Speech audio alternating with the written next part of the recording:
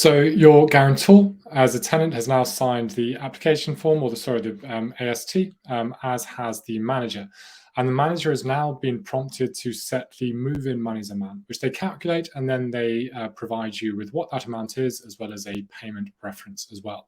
So you'll be given the action to progress and pay those move-in monies, and you're really nearly at the point of approving and formalizing when you're going to move in and getting those things done. So you'll have this action here, which is to pay your move-in monies, which you can click view on.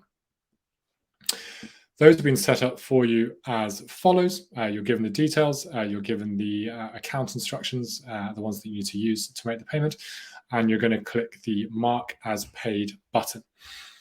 The manager now gets another action, just asking them to confirm that this has been done. And once it has been done, you'll then be able to move through to the next and final stage of onboarding.